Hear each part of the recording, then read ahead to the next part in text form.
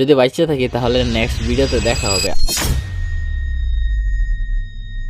কি হবে যদি আমি এইটা সবগুলো একসাথে এক গ্লাস পানিতে মিশিয়ে খেয়ে ফেলি? মনে হয় না যে আর বাচ্চা থাকবো। আচ্ছা আসেন ট্রাই করে দেখি। আরে ভাই এটার ভিতরে আছেই তো মাত্র 4টা। আচ্ছা এই 4টাই একসাথে মিশিয়ে আমি এখন খেতে যাচ্ছি। যদি আম্মা এই ভিডিও দেখে তাহলে আমার 13টা বাজাই দিব, কারণ এইগুলা ডাক্তারে আমাকে দিয়েছিল খাওয়ার জন্য, আর আমি এখানে পুরাপুরি নষ্ট করতেছি বললেই চলে। আর 4টা একসাথে মিশানোর পর দেখেন কি পরিমাণ রিয়াকশন করতেছে, একদম উপরে যখন ফেনা ফেনা হয়ে গেছে। জানি না এটা খাইলে কি হইব আমার। আচ্ছা এখন মোটামুটি গুলা হয়ে গেছে, তো এখন আমি খাইতে যাচ্ছি, আল্লাহ জানে কি হয়। যদি বাঁচতে থাকি তাহলে নেক্সট ভিডিওতে দেখা হবে, আর যদি কোনো কিছু হয়ে যায় তাহলে তো আর নেক্সট ভিডিও দেখতে পারবেন না। তো এখন খাই, বিসমিল্লাহ।